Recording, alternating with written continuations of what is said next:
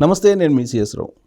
Retired అయిన తర్వాత సహజంగా పర్సనల్ ప్లాన్స్ చేసుకుంటూ ఉంటారు చాలామంది. కానీ సమాజ శ్రేయస్ కోసం కొంతమంది మాత్రమే పోరాటానికి సిద్ధపడుతూ ఉంటారు. అలాంటి వాళ్ళలో నిమ్మగడ్డ రమేష్ కుమార్ గారు ప్రముఖంగా ఉన్నారు. ఆయన సిటిజన్స్ ఫర్ డెమోక్రసీ అనేటువంటి ఒక ఫోరం పెట్టి సమాజం కోసం పోరాడుతూ ఉన్నారు. రాబోయేటువంటి ఎన్నికల్లో ఏం చేయాలి ప్రజలు అనే దాని మీద అవగాహన కల్పించే ప్రయత్నం చేస్తున్న ప్రస్తుతం మన దగ్గర ఉన్నారు. ఇంటరాక్ట్ అయ్యేటువంటి ప్రయత్నం చేద్దాం. అసలు రేపు ఎలక్షన్లో ఏం జరగబోతుంది, ఏం చేయాలి మనం అనే దాని మీద ఇంటరాక్ట్ అవుదాం. నమస్తే అండి. నమస్కారం సిఎస్ రావు గారు. సార్ నమస్తే. సార్, ఎలక్షన్ కమిషనర్గా మీరు సుదీర్ఘకాలం పాటు పనిచేశారు, అనుభవం ఉంది. రేపు ఎలక్షన్స్ ఏ విధంగా జరగబోతాయి ఏంటి అనేది ఆంధ్రప్రదేశ్లో పరిస్థితి గమనించారు.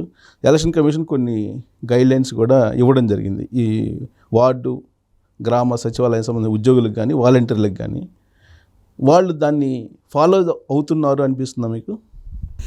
అసలు ఈ నేపథ్యంలోకి మనం ముందుగా ఈ ward and village secretariat staff నేపథ్యంలోకి వెళ్ళాలి. మనం అసలు వార్డ్ అండ్ విలేజ్ సెక్రటేరియట్ స్టాఫ్ని ఈ వ్యవస్థను ఏర్పడటమే పంచాయతీరాజ్ వ్యవస్థకి వ్యతిరేకంగా 72, 73 అధికరణాలు ఏవైతే ఉన్నాయో దానికి పూర్తిగా విరుద్ధంగా ఏర్పడ్డాయి.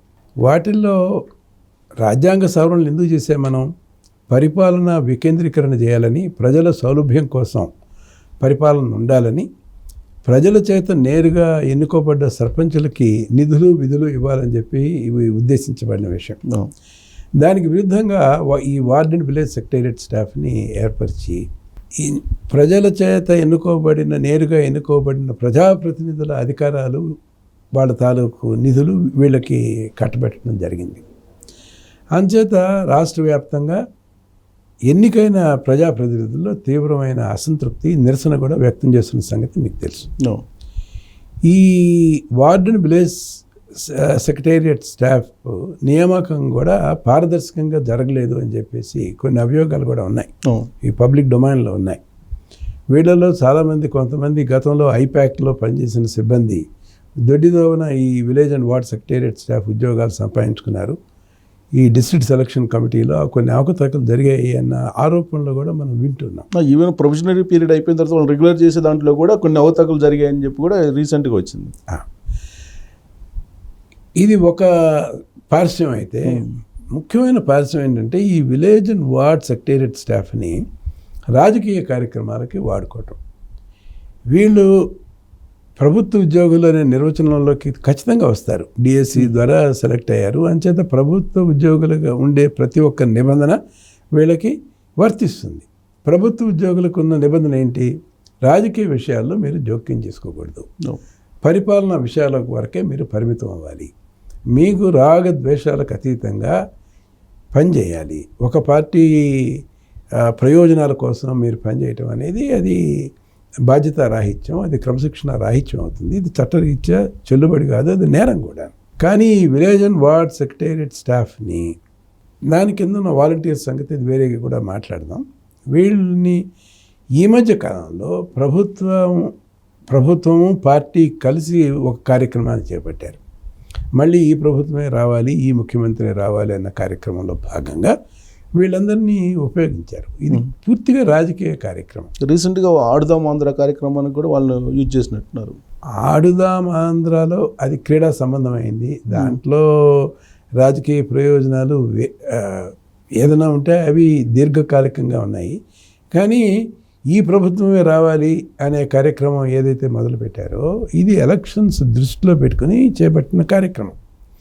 ఆ కార్యక్రమంలో ప్రజాప్రతినిధులు, విలేజ్ అండ్ వార్డ్ సెక్రటేరియట్ సిబ్బంది అందరూ కలిసి సామూహికంగా ఓటర్ల దగ్గరికి వెళ్ళటం, మీకు ప్రభుత్వం నుంచి, మా ప్రభుత్వం నుంచి మీకు ఇన్ని లబ్ధి పథకాలు ఇవన్నీ కూడా వస్తున్నాయి మీకు, అందుచేత మా విధిగా మీరు మాకే ఓటు వేయాలి అని చెప్పటం ఒకటి. రెండోది, ఓటు వేయకపోతే దాని పరిణామాలు కూడా మీరు ఎదుర్కోవాలి అనే అంతర్లీనంగా ఉన్న భావజాలం కూడా ఈ కార్యక్రమంలో ఇది ఆక్షేపణీయం. అందుకని అప్పుడే సిటిజన్స్ ఫర్ డెమోక్రసీ ఇది ఎలక్షన్ కమిషన్ దృష్టికి తీసుకొచ్చి ప్రభుత్వ కార్యక్రమాల మీద, ప్రభుత్వ పనితీరు మీద రాజకీయ ప్రయోజనాలు వాటి నీడ పడకూడదు. ప్రభుత్వం, పార్టీ అనేది వేరు సంస్థలు. పార్టీ తమ తాలూకు కార్యక్రమాలు చేసుకోవచ్చు అని రాజ్యాంగం కూడా నిర్దేశిస్తోంది. అదే ప్రజాస్వామ్య వ్యవస్థలో భాగం.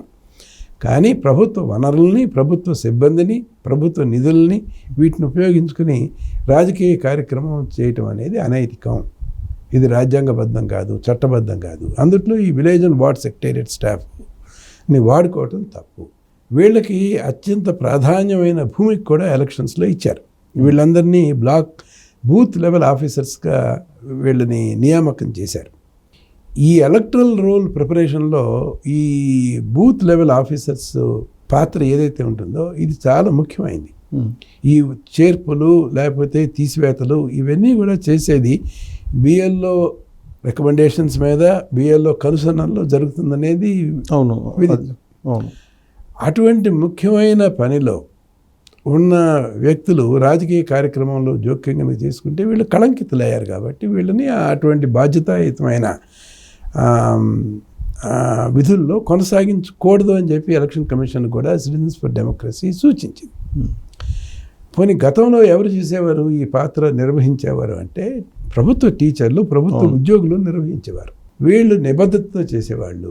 వీళ్ళు ఎటువంటి రాగద్వేషాలకు అతీతంగా చేసేవారు. అంచేత వారు చేసినంత కాలం ఎప్పుడు పెద్ద ఎత్తున ఇటువంటి ఫిర్యాదులు రాలేదు. కానీ వాళ్ళు ఎన్నికలకు విధులకు దూరంగా ఉంచాలని జీవో తీసుకొచ్చారు కదా జగన్మోహన్ రెడ్డి. ఒక ప్రయత్నం చేశారు. అది సఫలీకృతం అవుతుందని నేను అనుకోవట్లేదు. దేశవ్యాప్తంగా మనం టీచర్స్ని ఎలక్షన్ ప్రక్రియలో మనం వాడుతున్నాం. ఒక ఆంధ్రప్రదేశ్లో మాత్రమే ఎందుకు వాడకూడదు అనే దానికి సరైన జవాబు లేదు. టీచర్స్ని బోధనా సంబంధమైన వాటికి వాడుకోవాలనేది మనం నిర్దేశించిన విధానం. కానీ ఈరోజు కూడా మనం కనుక చూసినట్లయితే బోధనకి అతీతంగా ఎన్ని కార్యక్రమాల్లో ఉద్యోగులకి, ఉపాధ్యాయులకు బాధ్యతలు ఇచ్చాం. రేషన్స్ దగ్గర నుంచి తర్వాత వీళ్ళు యూనిఫామ్స్ వేసుకొస్తున్నారా, అనేక రకాల గవర్నమెంట్ లిక్కర్ షాపుల్లో కూడా కరోనా టైంలో ఉపయోగించారనే న్యూస్ చూసాం కదా. నేను కూడా చూశాను పత్రికల్లో. సో ఈ నేపథ్యంలో ఆంధ్రప్రదేశ్లో మాత్రమే మేము ఉపాధ్యాయుల్ని ఎన్నికల విధులకు దూరంగా ఉంచుతాం. దీని బదులు ప్రత్యామ్నాయంగా మేము వార్డ్ అండ్ విలేజ్ సెక్రటేరియట్ స్టాఫ్ని బిఎల్ఓస్గా వాడుకుంటామనే ప్రతిపాదన పంపించిన మాట నిజమే. అది తప్పుదో పట్టించి ఎలక్షన్ కమిషన్కి దృష్టికి తీసుకెళ్ళారు. పోనీ వారిని విధుల్లోకి తీసుకెళ్ళినప్పుడు వీరికి కావాల్సినంత అనుభవము లేకపోతే దీనికి కావాల్సిన ట్రైనింగు ఇదంతా కూడా చేయాల్సిన బాధ్యత ప్రభుత్వానికి ఉంది. ఎందుకంటే ఒక ఓటు హక్కు అనేది దాదాపు ప్రాథమిక హక్కుతో సమానం. ఇది రాజ్యాంగ హక్కు అయినప్పటికీ అత్యంత ఉన్నతమైన రాజ్యాంగ హక్కు. ఒక పౌరుడి తాలూకు ఓటు హక్కుతో మనం చెలగాటం ఆడకూడదు, ఆషామాషిగా ప్రవర్తించకూడదు, ఎంతో నిబద్ధతతో గౌరవంతో వ్యవహరించాలి. అటువంటి బాధ్యతాయుతమైన ట్రైనింగ్ కానీ అటువంటి అవగాహన కానీ వీళ్ళని కల్పించకపోవటం కూడా ఇది లోటుపాటు. తర్వాత దరిమిల దుష్పరిమాణాలు మనం అందరం కూడా చూసాం. పెద్ద ఎత్తున దొంగ ఓటర్ల చేరిక, లేకపోతే వ్యతిరేక వర్గీయులు ఎవరైతే ఉన్నారో వారి ఓట్లు పెద్ద ఎత్తున తొలగించడం ఈ కార్యక్రమం జరిగింది. అది కూడా బిఎల్ఓలు వాలంటీర్లు పక్కన పెట్టుకొని లిస్ట్ అంతా అసలు ఫిజికల్గా లేకుండానే మొత్తం చేశారనే అది కూడా బయటపడింది కదా. ఇవి ఆరోపణలే. అయితే వాలంటీర్స్ని దూరంగా ఉంచమని సిఇఓ కూడా ఆదేశాలు ఇచ్చినప్పటికీ వాస్తవ పరిస్థితిలో వీళ్ళు కూడా మొట్టమొదటి నుంచి వాళ్ళకున్న బంధం అటువంటిది కదా. ఈ volunteers, village ward secretariat staff వీళ్ళిద్దరు కలిసి పనిచేస్తారు.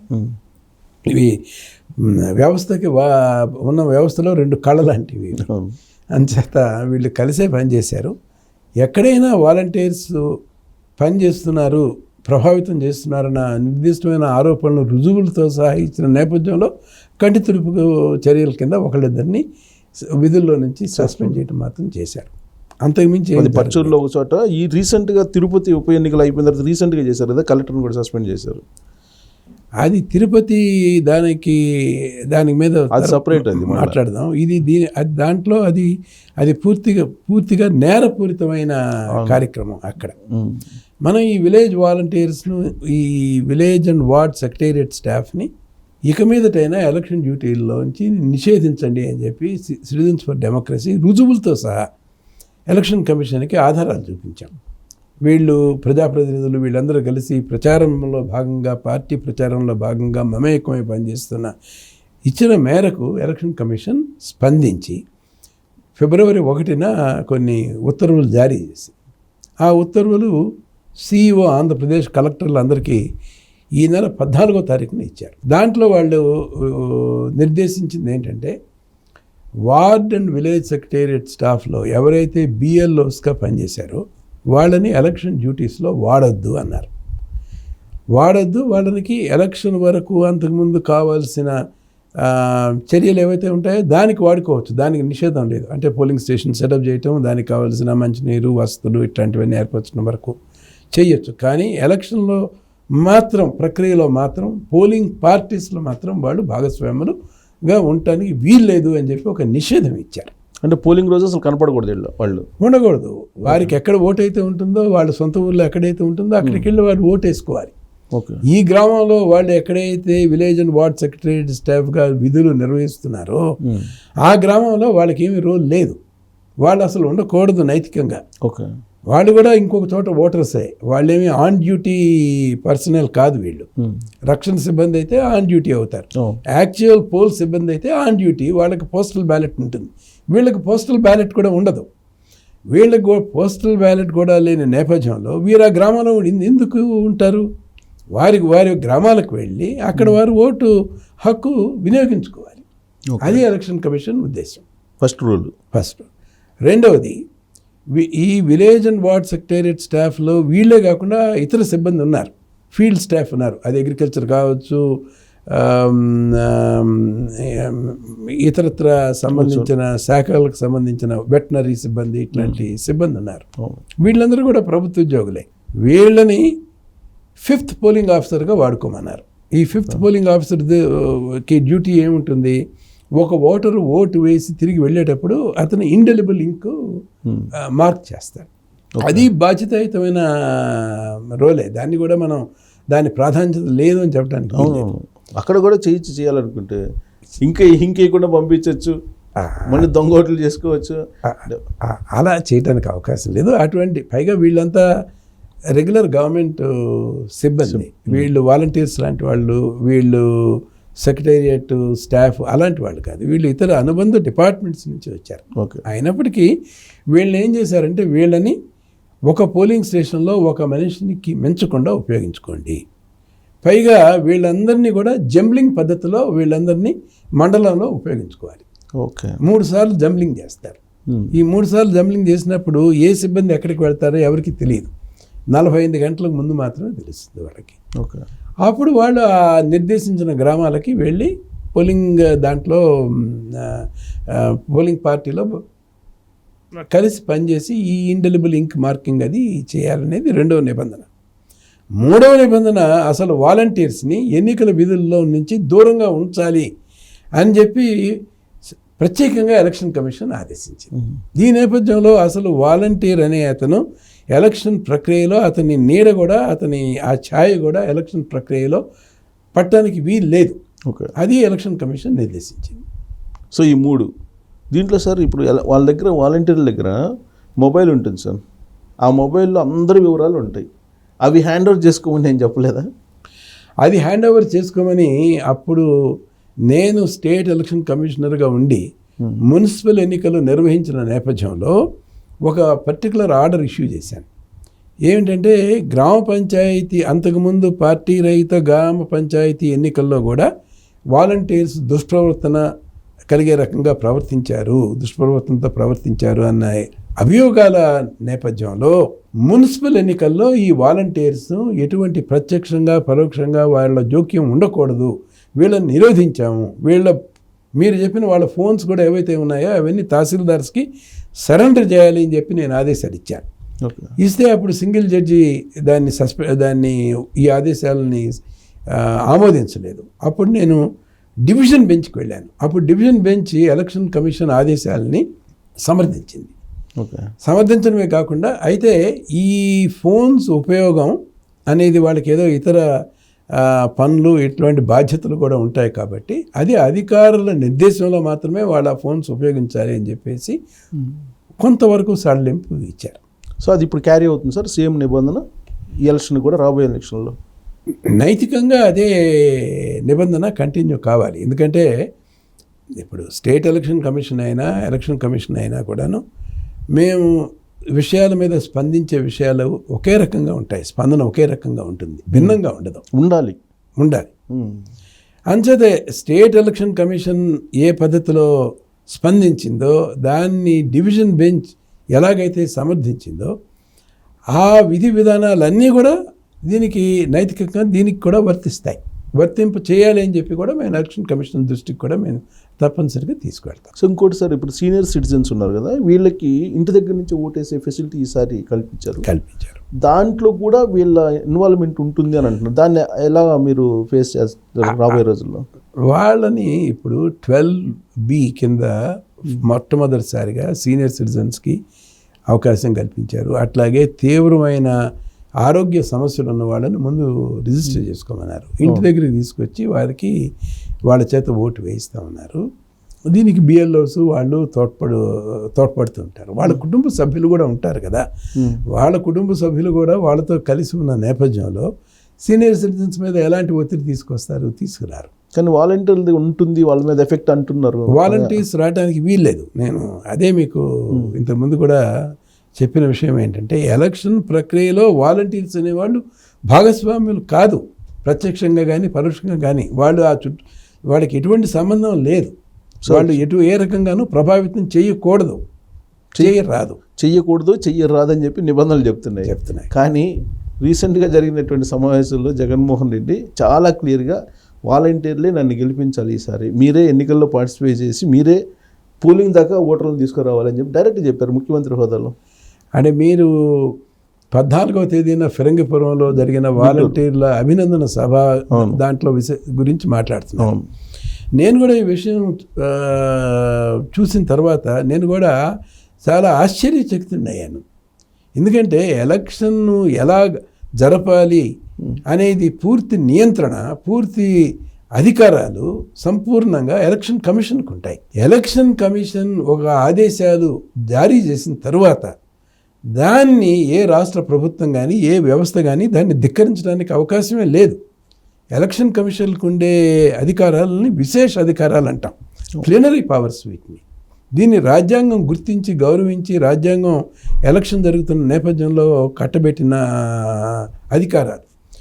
దీనికి విరుద్ధంగా ఏ వ్యవస్థ కానీ వ్యక్తి కానీ ప్రభుత్వం కానీ ఎవరైనా కనుక పనిచేసినట్లయితే వారి మీద తీవ్రమైన చర్యలు ఉంటాయి. ఎవరు దానికి మినహాయింపు ఇవ్వడానికి వీల్లేదు. అంచేత ఎలక్షన్ కమిషన్ వాలంటీర్స్ని ఎన్నికల ప్రక్రియలో దూరంగా ఉండాలి అని ఆదేశించిన నేపథ్యంలో వాలంటీర్స్ అవ్వాతాతల్ని ఎలక్షన్ పోలింగ్ స్టేషన్ దాకా వెళ్ళి వారు ఓటేసేలాగా చూడాలి, అది కూడా మన ప్రభుత్వానికి అనుకూలంగా ఓటు వేసేలాగా చూడాలి అని నిర్దేశించడం, ఇది ఎలక్షన్ కమిషన్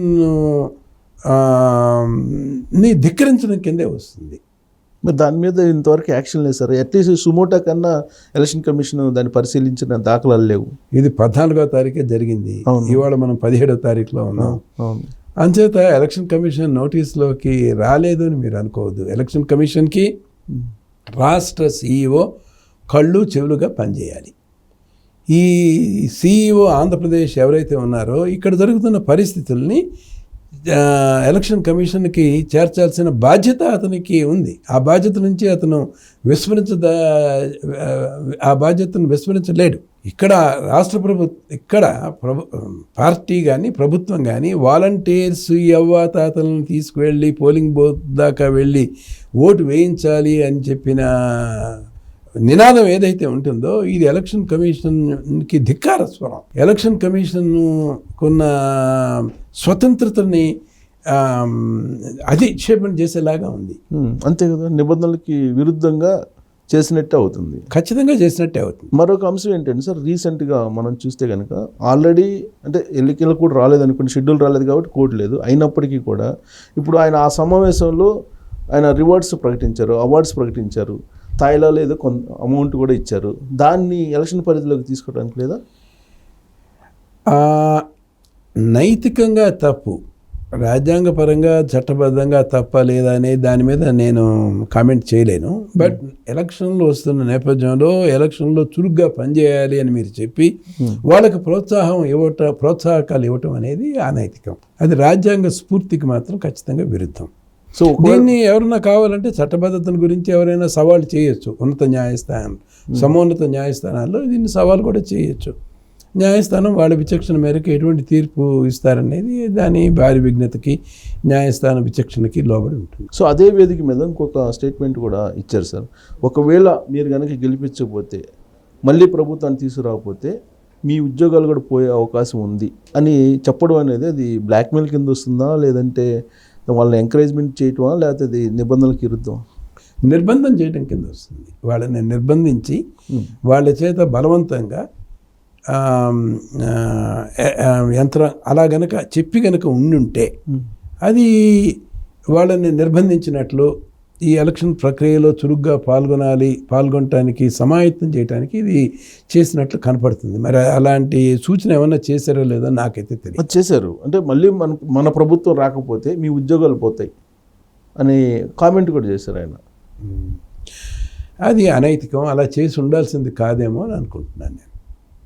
సో ఆయనతో పాటు కొంతమంది వైఎస్ఆర్ కాంగ్రెస్ పార్టీకి సంబంధించినటువంటి ఎమ్మెల్యేలు ఈ మధ్యకాలంలో గత 2-3 రోజుల నుంచి గిఫ్ట్లు ఇస్తూ, రకరకాల గిఫ్ట్లు ఇస్తూ ఆల్మోస్ట్ అన్ని పేపర్లో వచ్చినాయి, ఫోటోలు కూడా ఎవిడెన్స్లు కూడా ఉన్నాయి.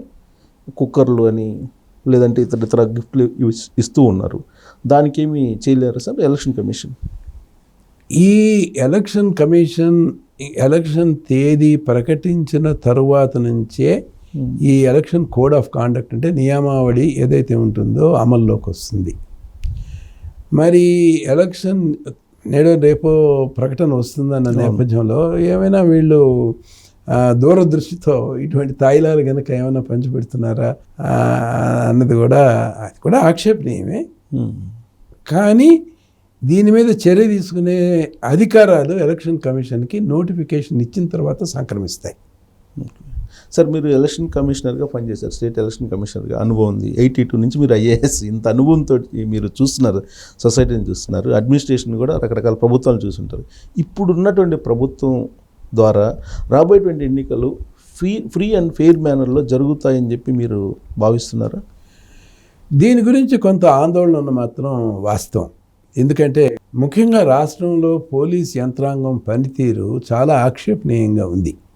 పార్టీ ప్రయోజనాలకు అనుకూలంగా విపక్షీయులు ఎవరైతే ఉన్నారో, పెద్దవాళ్ళైనా చిన్నవాళ్ళైనా, వాళ్ళ మీద కాగ్నిజబుల్ అఫెన్సెస్, చిన్న చిన్న నేరాలకి సాకుగా చూపించి వీళ్ళ మూకమ్మడిగా కేసులు చేయటం వాళ్ళ ఆత్మస్థైర్యాన్ని దెబ్బతీసే రకంగా ఉన్నాయని చెప్పేసి రాజకీయ పార్టీల్లో కూడా అలజడి కూడా జరిగిన విషయం మీ అందరికీ కూడా తెలుసు. దీని గురించి సిఎఫ్డి స్పందించాం. మేము స్పందించి గతంలో డీజీపీగా పనిచేసిన భాస్కర్రావు గారి నేతృత్వంలో 1-2 సమావేశాలు విజయవాడ అట్లాగే వైజాగ్లో కూడా ఏర్పరిచాం. దీంట్లో గతంలో హిందూలో విజయవాడలో ఎడిటర్గా పనిచేసిన వెంకటేశ్వర్లు గారు, ఎడిషనల్ అడ్వకేట్ జనరల్గా పనిచేసిన సత్యప్రసాద్ గారు కూడా మెంబర్స్గా ఉన్నారు. వీరు వెళ్ళి ఈ 2 చోట్ల ఈ పోలీసు బాధితులు కానీ వీరందరి విషయాలు ఎంత నిరంకుశంగా వ్యవస్థ పనిచేస్తుంది అనే దానికి ప్రత్యక్షంగా కొన్ని దాఖలాలు ఆ సమావేశంలో బాధితుల ద్వారా వ్యక్తమయ్యాయి. ఇవన్నీ కూడా మేము పత్రికలతో పంచుకున్న తర్వాత ఒక సూచన కూడా చేశాం. ఎక్కడైనా సరే రూల్ ఆఫ్ లా అనేది అమలు కావాలి. రూల్ ఆఫ్ లా అనేది లేకపోతే అది ఆటవిక రాజ్యం అవుతుంది. చట్టం ముందు అందరూ సమానులే. చట్టం ఒకళ్ళ వివక్షతో ఎవరి మీద కూడా వ్యవహరించతగదు. అది స్వపక్షీయులకైతే ఒక రకం, విపక్షీయులకైతే ఒక రకం న్యాయం అనే దానికి రాజ్యాంగంలో అసలు దానికి అవకాశమే లేదు. మన రాజ్యాంగం అందరినీ సమదృష్టితో చూడాలి అని ఉంది. ఎన్నికలు అయిన తర్వాత నీకు ఓటు వేయని వారికి కూడా సమన్యాయం చేయాలి. అది రాజ్యాంగ స్ఫూర్తి. అలా కాకుండా వేలాదిగా కేసుల్ని చేయటం, అంతకుముందు GOMS నెంబర్ 1 అని ఒకటి తీసుకొచ్చి రాజకీయ పార్టీలు సమావేశం పబ్లిక్ ప్లేసెస్లో పెట్టకుండా ఇవన్నీ కూడా చాలా ఆక్షేపణీయం. తర్వాత అది హైకోర్టు GOMS నెంబర్ 1ని కొట్టేయటం కూడా జరిగింది. ఇటువంటి వ్యవస్థ ఈ రకంగా కనుక పనిచేస్తే, వ్యవస్థ తన పద్ధతి కనుక మార్చుకోకపోతే ఖచ్చితంగా స్వేచ్ఛాయుత ఎన్నికలు జరగడానికి అవకాశం లేదు. కానీ ఇక్కడ జరుగుతున్న క్షేత్రస్థాయిలో జరుగుతున్న విషయాలు కూడా ఎప్పటికప్పుడు మేము ఎలక్షన్ కమిషన్కి ప్రజాహిత సంస్థగా మేము ఉండి తప్పనిసరిగా తీసుకువెళ్తాం. పైగా ఎలక్షన్ కమిషన్ కూడా దానికి ఉన్న విస్తృత అధికారాల మేరకు ఒకసారి నోటిఫికేషన్ వచ్చిన తర్వాత పోలీస్ యంత్రాంగంలో ఉన్న దుష్ప్రవర్తన ఏదైతే ఉంటుందో దీన్ని ఒక కంట చూస్తూ ఉంటుంది. ఎవరైనా సరే దురుసుగా కానీ రాజకీయ ప్రయోజనాల కోసం కానీ పనిచేసినట్టయితే వారి మీద వేగ తప్పదు.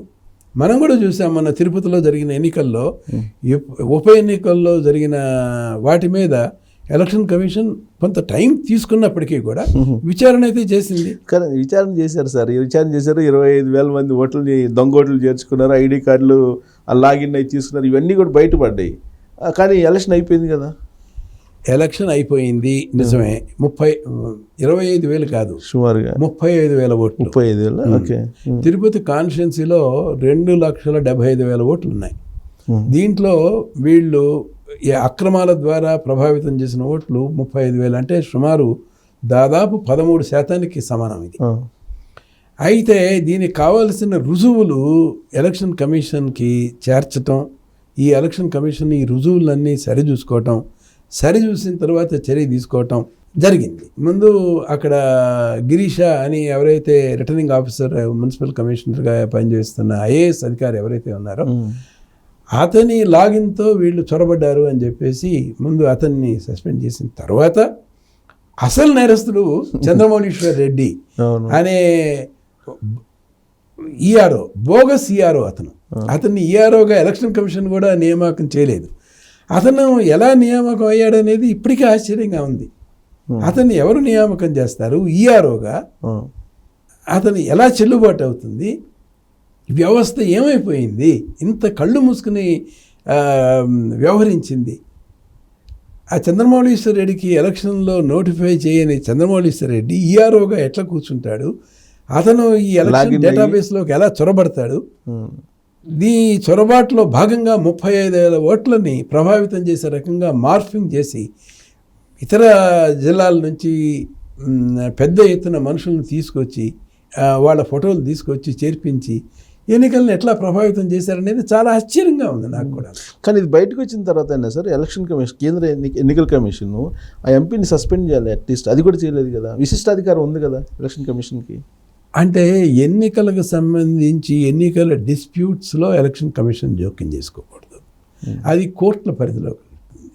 అంచేత అది ఎలక్షన్ డిస్ప్యూట్ కింద అవుతుంది. కాబట్టి ఆ ఎన్నికైన అభ్యర్థి నేరపూరితంగా పద్ధతిలో ఎన్నికయ్యాడు అనేదాన్ని న్యాయస్థానాల ముందు సవాల్ చేయాల్సి వస్తుంది. న్యాయస్థానాలు ఒప్పుకున్న తర్వాత మాత్రమే చర్యలు ఉంటాయి. సో అప్పటిదాకా చేయడానికి లేదు. అప్పటిదాకా ఈ వీరికి రాజకీయ ప్రయోజనాలకు అనుకూలంగా పనిచేసిన అధికారుల మీద మాత్రం చర్యలు ఉంటాయి.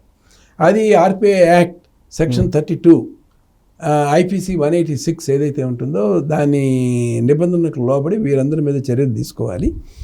కాకపోతే వీళ్ళు చిన్న తలకాయలు మాత్రమే వీళ్ళ పరిధిలోకి వచ్చారు. ఇంకా పెద్ద తలకాయలు చాలామంది ఉన్నారు, వీళ్ళ మీద కూడా చర్య తీసుకోవాలి అని చెప్పేసి మాట కూడా వినపడుతోంది. బహుశా ఎలక్షన్ కమిషన్ ఇంకా పోలీస్ శాఖలో ఇంకా ఉన్నతాధికారుల మీద కూడా చర్య తీసుకునే అవకాశాలు ఉంటాయేమో చూడాలి. 2 సంఘటనలు సార్ తెలుగు రాష్ట్రాల్లో. ఈ 2 చూసిన తర్వాత రాబోయేటువంటి ఎలక్షన్లో అసలు ఫ్రీ అండ్ ఫెయిర్ జరుగుతుందా లేదా అనేది ఒక సందేహం. ఒకటి 2018లో అసెంబ్లీ ఎలక్షన్లు తెలంగాణలో జరిగిన సందర్భంగా 5 లక్షల ఓట్లు దొంగ ఓట్లు ఉన్నాయని చెప్పేసి రజిత్ కుమార్ ఎన్నికల కమిషన్ ఆ రోజున్న ఆయన ఎన్నికలు అయిపోయిన తర్వాత ఫలితాలు వచ్చిన తర్వాత క్షమాపణ చెప్పారు. అప్పటికి ఎన్నికలు అయిపోయినాయి, గవర్నమెంట్ కూడా ఏర్పడింది. ఇప్పుడు మనం తిరుపతి ఉప ఎన్నికలు చూస్తున్నాం. ఇవి చూసిన తర్వాత రేపు ఎలక్షన్ కమిషన్ ఒకవేళ కోడ్ వచ్చినప్పటికీ కూడా మ్యానిపులేషన్ జరగదు అని చెప్పి ఓటర్స్ నమ్మే పరిస్థితి ఉందంటారా? జరగకూడదు. ఇప్పుడు ఉన్న విధి విధానాలు ఏవైతే ఉన్నాయో ఇవి బలిష్టమైన విధానాలే. మామూలు పరిస్థితుల్లో ఇవి దీనికి అతిక్రమించడానికి అవకాశం లేదు. కానీ పూర్తిగా సాంకేతిక పరిజ్ఞానం ఉపయోగించి నేర ప్రవృత్తితో నేరపూరితంగా కుట్రపూరితంగా వ్యవహరిస్తారు అన్న సూచనలు ఇంతవరకు ఎలక్షన్ కమిషన్కి ఎప్పుడు లేదు. ప్రజాస్వామ్యంలో ఇలాంటివి జరగకూడదు. ఇది ఇంత నేర ప్రవృత్తితో కూడిన విధానాలతో ఎలక్షన్స్ని మ్యానిపులేట్ చేసే ఇలాంటి పరిస్థితులు ఉంటాయా అని ఎలక్షన్ కమిషన్నే మొట్టమొదటిసారి బహుశా ఆంధ్రప్రదేశ్లో జరిగిన సంఘటనలు చూసిన తర్వాత వాళ్ళు కూడా నిర్ణయానికి వచ్చి ఉంటారు. దానికి సంబంధించిన ప్రతిస్పందన ఎలక్షన్ కమిషన్ దగ్గర నుంచి తప్పనిసరిగా ఉంటుంది. వాళ్ళు ఇంకా దీన్ని ఇంకా బలోపేతం చేస్తారు, ఇట్లా జరగకుండా నివారిస్తారు, నష్ట నివారణ చర్యలు కూడా తీసుకుంటారు. పైగా ఈ ఈఆర్ఓస్ కానీ ఏఈఆర్ఓస్ ఎవరైతే ఉన్నారో వీరందరికీ ఎప్పటి నుంచో సిఎఫ్డి చెప్తున్నాం, మీరు ప్రజా ప్రయోజనాల కోసం పనిచేయాలి, రాజకీయ ప్రయోజనాల కోసం లేకపోతే రాగద్వేషాలకు అతీతంగా వ్యవహరించాలి, నిబద్ధతతో పనిచేయండి. మీరు కనుక తప్పు చేశారు అనేది రుజువు కనుక అయినట్లయితే మిమ్మల్ని ఏ శక్తి కూడా అప్పుడు ఎవరు మిమ్మల్ని కాపాడరు. అంచేత మీ బాధ్యతలను విస్మరించొద్దు, మీ విధుల్ని విస్మరించొద్దు. ఈ ఎలక్షన్ ప్రక్రియ అనేది చాలా ప్రధానమైన ప్రక్రియ. దీని మీద నిఘా నేత్రం అనేది ఎప్పుడూ ఉంటుంది. ఇది తిరుపతిలో జరిగిన తర్వాత ఈ నిఘా నేత్రం ఆంధ్రప్రదేశ్ మీద ప్రత్యేకంగా ఉంటుంది. ఈ ఉన్న నేపథ్యంలో మీరు దయచేసి మీరు పూర్తి నిబద్ధతతో పూర్తిగా ఎలక్షన్ కమిషన్ ఆదేశించిన పద్ధతిలోనే పనిచేయండి. సరైన పనితీరు, మంచి పనితీరు, నిబద్ధతతో కూడిన పనితీరు ప్రవర్తించండి అని మేము అనేక సందర్భాల్లో చెప్తున్నాం. ఇప్పుడు ఈ సందర్భంగా కూడా నేను ప్రత్యేకంగా పునరుద్ఘాటిస్తున్నాను. మీలాంటి వాళ్ళు ఫైట్ కూడా చేస్తున్నారు సార్. వాస్తవంగా మీకు సంబంధించినటువంటి ఓట్లనే తీసేసిన సంఘటన మేము చూసాం కదా. మీ కుటుంబీకులకు సంబంధించి మీరు ఫైట్ చేసి కోర్టులో పోయి తీసుకొచ్చుకున్నారు. కానీ ఇప్పుడు ఓటర్ లిస్ట్ ఫైనల్ లిస్ట్ వచ్చేసింది. మొత్తం ఫైనల్ లిస్ట్ వచ్చిన తర్వాత కూడా ఐప్యాక్కి సంబంధించినటువంటి వాళ్ళు కొంతమంది కొన్ని ఐపీ అడ్రస్ల నుంచి బల్క్గా అప్లై చేశారు. తొలగింపులకు సంబంధించి, విపక్షాలకు సంబంధించి సానుభూతి పరుల ఓట్లు అవన్నీ. అది ఎలక్షన్ కమిషన్ ఐడెంటిఫై చేసి కూడా రాష్ట్ర ఎలక్షన్ కమిషన్ వాళ్ళ పైన చర్యలు తీసుకునే ధైర్యం చేయలేకపోతుంది అనేది కూడా వినిపిస్తుంది. అవును, మీరు చెప్పిన లాంటి సంఘటనలు చంద్రగిరి నియోజకవర్గంలో జరిగాయి. చంద్రగిరి నియోజకవర్గంలో చాలా పెద్ద ఎత్తున జరిగాయి. దాంట్లో అక్కడ ఫోటో మార్ఫింగ్ కూడా చేశారు. నేను ఆ ఫోటో మార్ఫింగ్ చేసిన వివరాలను కూడా చూసి నేను CEO ఆంధ్రప్రదేశ్కి కూడా స్వయంగా అందజేయడం జరిగింది. సో ఆయన మా దృష్టికి కూడా వచ్చింది, దీని మీద చర్య తీసుకుంటామని చెప్పి తెలియపరిచారు. చూడాలి మరి ఏం చర్య తీసుకున్నారా లేదా అనేది ఇప్పుడు దాని మీద చూడాలి. చంద్రగిరి నియోజకవర్గంలో అయితే పెద్ద ఎత్తున ప్రాథమికంగా తప్పులు జరిగినట్లు సమాచారం అయితే ఎలక్షన్ కమిషన్కి సిఎఫ్డి ద్వారా కూడా మేము కూడా నివేదన చేసాం. మళ్ళీ కూడా దాని మీద ప్రయత్నం అయితే చేయబోవటం జరుగుతుంది. సో విశాఖ నార్త్లో అదే సిచ్యువేషన్ ఉంది, పర్చూరులో అదే సిచ్యువేషన్ ఉంది. పర్చూరులో ఆ మొత్తం బయట పెట్టినందుకు ఆయన మీద అరెస్టు సంబంధించి పోలీసులు వచ్చి అరెస్ట్ ఏదో చేయబోయి 41A నోటీస్ ఇవ్వటం ఇవన్నీ చూసాము. సో అంటే ఎలక్షన్ కోడ్ వచ్చేంత వరకు ఇలాంటి ఆపలేదా ఎలక్షన్ కమిషన్? ఆపకూడదు అనేది దానికి లేదు. ప్రస్తుతం కూడా అధికారాలు ఉన్నాయి. ఎలక్షన్ కమిషన్ అధికారాలు, విశేషాధికారాలు ఎలక్షన్ కోడ్ వచ్చిన తర్వాత ఉంటాయి. ఎలక్షన్ వచ్చేంత వరకు ఉన్న అధికారాలు ఇవి కూడా బలమైన అధికారాలే, తిరుగులేని అధికారాలే. ఎలక్షన్ కమిషన్ నిబంధనలతో కానీ వీటితో కానీ ప్రవర్తించినట్లయితే, వ్యతిరేకంగా ప్రవర్తిస్తే ఇప్పుడున్న అధికారాలతో కూడా చర్య తీసుకోవచ్చు. కానీ విశేష అధికారాలు ఉన్నప్పుడు విశేషమైన చర్యలు తీసుకోవచ్చు. ఓకే సార్, మీకు సంబంధించి ఫ్యామిలీకి సంబంధించి కోర్టుకు పోయి మళ్ళీ ఓట్లు తీసుకొచ్చుకున్న పరిస్థితి చూసాము. తాజాగా చూస్తే కనుక సజ్జల రామకృష్ణారెడ్డి గారు ఆయన ఇంట్లో ఉండే కుటుంబ సభ్యులకి మంగళగిరిలో ఓట్లు ఉన్నాయి. పక్కనే ఉన్న పొన్నూరు, 2 గుంటూరు జిల్లాలు ఉన్నాయి, పక్కన కాన్స్టిట్యున్సీలు, అక్కడ ఓట్లు ఉన్నాయి. వాటిని ఐడెంటిఫై చేసి బయట పెట్టారు. అలాగే పులివెందుల్లో ముఖ్యమంత్రి జగన్మోహన్ రెడ్డి గారికి సంబంధించిన ఫ్యామిలీకి ఏ విధంగా అక్కడ ఓటర్ లిస్టులో తప్పులు ఉన్నాయి చూసాం. ఇవే ఇలా ఉంటే ఇంకా అసలు పూర్తిగా రెక్టిఫై అయినట్టు అనుకుంటున్నారా మీరు? నేను అనుకోవట్లేదు. కానీ మన వ్యక్తికి ఉండాల్సిన బాధ్యత ఏంటి? ఇప్పుడు నేనున్నాను, నాకు హైదరాబాద్లో ఓటు ఉంది. నాకు హైదరాబాద్లో ఓటు ఉన్న నేపథ్యంలో నా హైదరాబాద్ ఓటు నేను సరెండర్ చేశాను Form 7 ద్వారా. సరెండర్ చేసి సరెండర్ సర్టిఫికేట్తో పాటు సంబంధిత ఈఆర్ఓ, దుగ్గిరాల ఈఆర్ఓకి వెళ్ళి, అయ్యా నాకు గతంలో నాకు ఓటు ఉండేది, నా ఓటుని నేను కాదనుకుని నేను సరెండర్ చేశాను, ఇది సరెండర్ సర్టిఫికేట్, నేను మా గ్రామంలో ఓటర్గా నమోదవుతున్నాను అని చెప్పి నేను దరఖాస్తు చేసుకున్నాను. చట్ట ప్రకారం ఒక వ్యక్తి ఒక చోట కంటే ఎక్కువ ప్రదేశాల్లో ఓటు కనుక ఉంటే అది సమర్థనీయం కాదు. ఒక వ్యక్తికి ఒక చోట మాత్రమే ఓటు ఉండాలి. బాధ్యతాయుతమైన పదవుల్లో ఉన్న ఎవరైనా సరే ఎంతో విచక్షణతో ఉండాలి. ఉండి తమ దృష్టికి కనుక ఏదైనా వచ్చినప్పుడు ఆ ఓటును వాళ్ళు సరెండర్ చేయాలి. అలా చేయకపోతే అది తప్పు అవుతుంది. ఇక్కడ ఒకటి సార్, మీరు ఎలక్షన్ కమిషనర్గా అన్ని ప్రాసెస్ చేశారు, ప్లస్ సీనియర్ ఐఏఎస్ కాబట్టి ఇప్పుడు సజ్జల రామకృష్ణారెడ్డి వాళ్ళ ఫ్యామిలీకి 2 చోట్ల ఉన్నాయని అంటే అది ఇన్ఫ్లుయెన్స్ కాకుండా అసలు బిఎల్ఓ చేర్చే అవకాశం ఉందా? ఇప్పుడు ఎందుకంటే ఆధార్ లింక్ ఉంటుంది. నేను ఈ విషయంగా కమెంట్ చేయలేను. కానీ నేను అది ఉద్దేశపూర్వకంగా ఉందా లేదా అనే విషయం మీద నేను ప్రతిస్పందన ఇవ్వటం సబబు కాదు. కానీ ఉండకూడదు. అది రిప్రజెంటేషన్ ఆఫ్ పీపుల్స్ యాక్ట్ నిబంధనల ప్రకారం ఒక వ్యక్తికి 2 చోట్ల ఓటు ఉండటానికి అర్హత లేదు. ఉద్దేశపూర్వకంగా కనుక ఉన్నట్లయితే అది నేరార్హత కూడా అవుతుందని ఎలక్షన్ కమిషన్ చెప్తోంది. ఇప్పుడు అది బయటపడిన తర్వాత మేము ఒక చోట అంటే ఒక చోట తీసేయించుకుంటామని చెప్పి దానికి వాళ్ళ అబ్బాయి భార్గవ రెడ్డి అనుకుంటా ఆయన రెస్పాండ్ అయ్యారు. సార్ శిక్ష అర్హులు కాదా వాళ్ళు అప్పుడు ఒమిట్ చేసుకుంటే, బయటపడిన తర్వాత ఒమిట్ చేసుకుంటే? అంటే ఇలాంటి సందర్భాల్లో వ్యవస్థ బెనిఫిట్ ఆఫ్ డౌట్ ఇస్తుంది. ఇచ్చి చాలామందికి డబుల్ ఓట్స్ అనేక ఉంటాయి. అది ఉద్దేశపూర్వకంగా ఉన్నాయా లేదా అనే దాని మీద దృష్టి పెట్టాలి. ఉద్దేశపూర్వకంగా ఉన్న వాటి మీద అయితే వేరే రకాల చర్యలు ఉంటాయి. ఉద్దేశపూర్వకం కాదు అని అధికారులు విచారణలో కనుక అంగీకరించినట్లయితే ఒక చోట ఓటు తొలగిస్తారు, ఒక చోట వాటిని కంటిన్యూ చేయనిస్తారు. సార్ ఇక్కడ మరొకటి ఏంటంటే ఎలక్షన్ ప్రక్రియ అనగానే సిటిజన్ ఫర్ డెమోక్రసీ ఫోరం తరఫు నుంచి మీరు ప్రయత్నం చేస్తున్నారు కాబట్టి అవేర్నెస్ తీసుకురావడానికి రాబోయేటువంటి ఎన్నికల్లో ఓటర్స్ని పోలింగ్ బూత్ దగ్గరికి యాక్టివ్గా తీసుకురావడానికి మీరు చేస్తున్న కార్యక్రమాలు ఏంటి? మేము అవగాహన సదస్సులు పెడుతున్నాము. ఓటు వేద్దాం, ప్రజాస్వామ్యాన్ని బలపరుద్దాం అనేది మన నినాదం. ఇప్పుడు ప్రతి వ్యక్తి ఓటు వేయటం ఒక సామాజిక బాధ్యత. అది రాజ్యాంగం నిర్దేశించిన సూచన.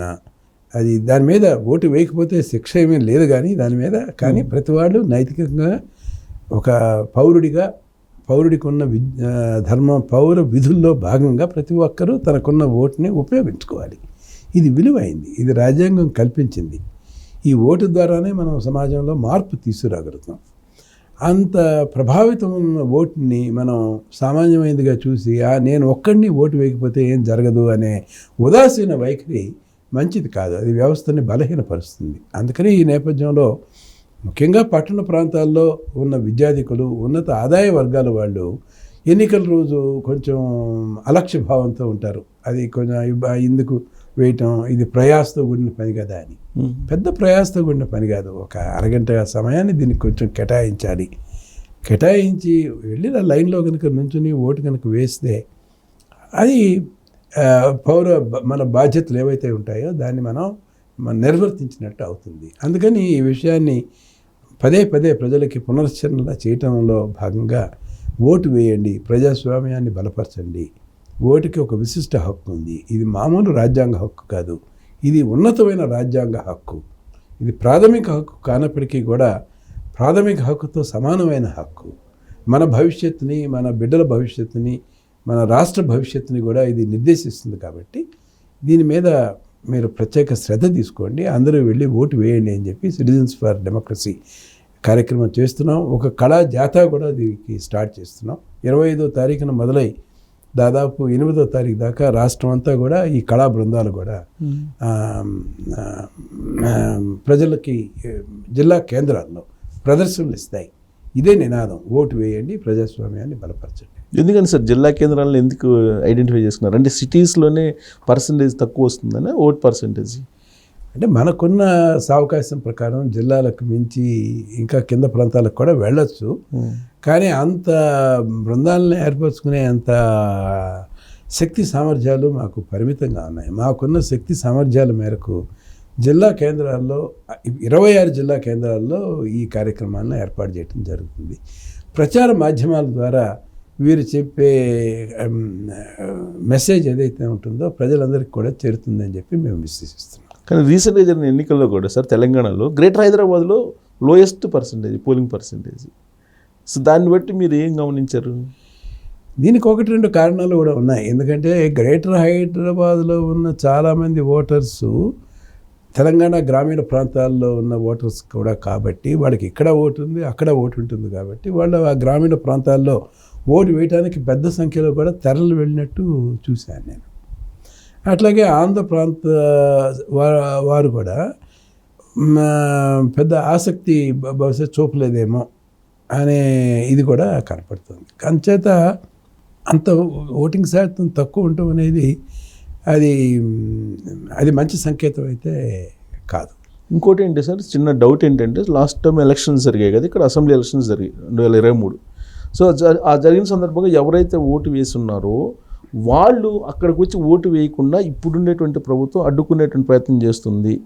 ఎలాగంటే ఇక్కడ ఉండేటువంటి ఓటర్ లిస్ట్ని తీసుకెళ్ళి అక్కడ ఏజెంట్ల దగ్గర నుంచి అక్కడ క్రాస్ చెక్ చేసేసి ఆ ఓట్ల మీద అబ్జెక్షన్ చేయాలని చెప్పి అనుకుంటుంది అని అంటున్నారు. దానికి ఏమన్నా క్లారిఫికేషన్ ఉందా సార్? అది తప్పు లేదు. ఇంతకుముందు కూడా చెప్పాం కదా, ఒక వ్యక్తికి ఒక చోటే ఓటు ఉండాలి. అంచేది ఇప్పుడు ఆంధ్ర ప్రాంతానికి చెందిన వ్యక్తి అయినా హైదరాబాద్లో కనుక ఓటు కనుక ఉంటే ఈ హైదరాబాద్లో ఓటు కొనసాగించుకుంటూ ఆంధ్రాలో ఓటర్గా కొనసాగించుకోవటం అది చట్టబద్ధం కాదు. అటువంటి వ్యక్తులు మీరు ఆంధ్రాలో ఓటర్లుగా మీరు నమోదు చేసి ఆంధ్రాలో ఓటర్లుగా ఓటు చేయాలి అనుకున్నప్పుడు మీకు హైదరాబాద్లో ఉన్న ఓట్లని సరెండర్ చేయాలి.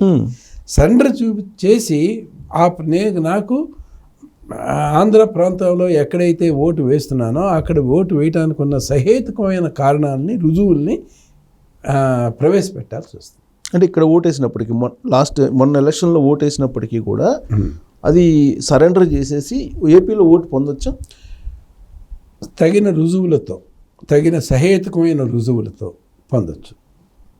అంటే రెసిడెన్స్ అనే దాన్ని ఎస్టాబ్లిష్ చేసుకోవాల్సి వస్తుంది. రెసిడెన్స్ ప్రూఫ్లు ఉంటాయి అనుకోండి, ప్రాసెస్ ప్రకారం చేస్తారు.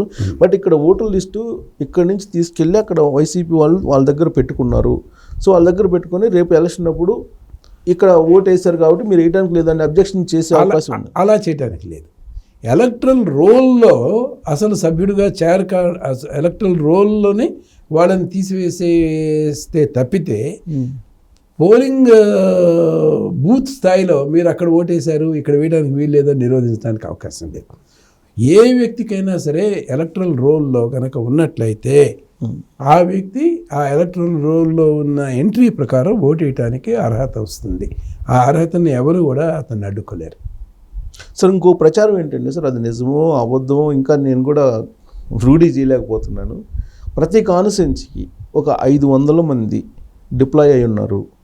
వాళ్ళు ఎలక్షన్ రోజు కొంచెం భయానక వాతావరణం సృష్టించి పోలింగ్ బూత్ల దగ్గరికి రానియకుండా చేయాలి, అంటే విపక్ష ఓట్ సానుభూతి పనులు అనేది కూడా ఒకటి అనిపిస్తుంది. అది అనేక ఎన్నికల్లో ఇటువంటి భయాందోళనలు ఉండటం సహజం. దీన్ని నివృత్తి చేయాల్సిన బాధ్యత కూడా అధికార యంత్రాంగం మీద ఉంటుంది. ఓటర్లని వాళ్ళల్లో ధైర్యాన్ని నింపాలి. మేము స్వేచ్ఛగా హింసకు అతీతంగా ఎన్నికలు జరుపుతాం, మేము జరపబోతున్నాము అనే కాన్ఫిడెన్స్ కలగజేయాల్సిన ప్రాథమిక బాధ్యత అధికార యంత్రాంగం మీద ఉంటుంది. అధికార యంత్రాంగం కనుక చేయకపోతే మరి అధికార యంత్రాంగాన్ని ప్రక్షాళన కూడా చేయాల్సిన బాధ్యత కూడా ఎలక్షన్ కమిషన్కి ఉంటుంది. సరే, ఏపీలో సిచ్యువేషన్ ఏంటి అనేది అందరికన్నా కూడా మీకే బాగా తెలుసు, ఎందుకంటే లోకల్ బాడీ ఎలక్షన్స్ అక్కడ కండక్ట్ చేశారు కాబట్టి. సో అక్కడ జరిగిన పరిణామాలు, అక్కడ ఎలాంటి వాతావరణం నెలకొంది అనేది మీకు తెలుసు కదా. అన్ని చోట్ల కంప్లైంట్స్ వచ్చింది కాబట్టి రేపు జనరల్ ఎలక్షన్లో అందుకన్నా ఎక్కువ జరిగే వాతావరణం కనిపిస్తుందా? స్థానిక ఎన్నికల్లో మొదటి ఫేజు ఎంపీటీసీ జడ్పీటీసీలో జరిగిన హింస కార్యక్రమం చూసిన తర్వాత అప్రమత్తం అయింది ఏసీసీ. అప్రమత్తమై ఆ ఎన్నికలు కోవిడ్ మూలంగా దాన్ని నిలుపుదల చేసిన తర్వాత మున్సిపల్ ఎన్నికల్లో కానీ గ్రామ పంచాయతీ ఎన్నికల్లో కానీ ఎక్కడా అవకతవకలు లేకుండా ఉక్కు పాదంతో అణిచివేసి, అరాచక శక్తుల్ని అణిచివేసి ఎటువంటి హింస లేకుండా ఎలక్షన్స్ జరిపాం. ఎక్కడ రీపోలు కూడా లేకుండా జరిపాం. ప్రభుత్వ యంత్రాంగానికి ఎస్సీసీకే ఈ మాత్రం శక్తి ఉన్నప్పుడు ఎలక్షన్ కమిషన్కి ఇంకెంత శక్తి ఉంటుంది? పూర్తి శక్తి ఉంటుంది. సో అంటే మీరంటే ఎలక్షన్ పీస్ఫుల్గా ఎలా నడపగలిగారంటే, అంటే నాకు తెలిసిన ఏంటంటే అసలు తెలుగుదేశం వాళ్ళు నామినేషన్ వేయడానికి రానేటువంటి పరిస్థితుల్లో చాలా చోట్ల ఏకగ్రీవం అయ్యాయి. అది ఎంపీటీసీ జడ్పీటీసీలో. తర్వాత గ్రామ పంచాయతీ ఎన్నికల్లో మున్సిపల్ ఎలక్షన్స్ పార్టీ బేసిస్ మీద జరిగిన మున్సిపల్ ఎలక్షన్స్లో ఎటువంటి అలజడులు లేకుండా సాధారణ పరిస్థితుల్లోనే ఓటింగ్ జరిగింది. సో ఇప్పుడు central election commission free and fair election అయితే జరుగుతుందని చెప్పి మీరు 100% భావిస్తున్నారు. పూర్తి నమ్మకం ఉంది నాకు, ఎలక్షన్ కమిషన్ మీద పూర్తి నమ్మకం ఉంది. వాళ్ళ సామర్థ్యం మీద, వాళ్ళ చిత్తశుద్ధి మీద, వాళ్ళ నిబద్ధత మీద ఎలక్షన్స్ ఇక్కడే కాదు దేశవ్యాప్తంగా కూడా అలా ఎన్నికలు జరుపుతున్న నాకు పూర్తి నమ్మకం ఉంది. మీకైతే నమ్మకం ఉంది సార్. ప్రజల్లో విశ్వాసం కల్పించాలి కదా. ఇప్పుడు మీరు అబ్జర్వ్ చేస్తున్నారు, సిటిజన్ డెమోక్రసీ ఫోరం తరపు నుంచి అనేక కార్యక్రమాలు పెడుతున్నారు. అక్కడ ఆంధ్రప్రదేశ్లోని సిచ్యువేషన్ చూస్తే ఒక ప్యానిక్ వాతావరణం మీకు కనిపించట్లేదు, అబ్జర్వ్ చేయలేదా మీరు? ఓటర్స్లో భయాందోళనలు ఉంటున్నాయి కానీ తొలగిపోతున్నాయి. నేను ముందు నుంచి కూడా సిఎఫ్డి నుంచి చెప్తుంది ఏంటంటే ఆంధ్రప్రదేశ్లో ఒక నిశ్శబ్ద విప్లవం మొదలైంది. ఓటర్లని తమ మనోభావాలకి ప్రతికూలంగా వాళ్ళని బుకాయించో బెదిరించో వాళ్ళ మనోభావాలకి మనస్సాక్షికి విరుద్ధంగా ఓటు వేసే కార్యక్రమం ఎవరు కూడా చేయలేరు. ఈ నిశ్శబ్ద విప్లవం ప్రజల్లో అంతర్లీనంగా ఉంది. ప్రజల్లో ఆ స్వేచ్ఛ కోరుకుంటున్నారు. అంచేత ప్రజాస్వామ్య ఆకాంక్షల్ని ఎవరు కూడా అంత తేలిగ్గా వమ్ము చేయలేరు అని చెప్పేసి నేనైతే విశ్వసిస్తున్నాను.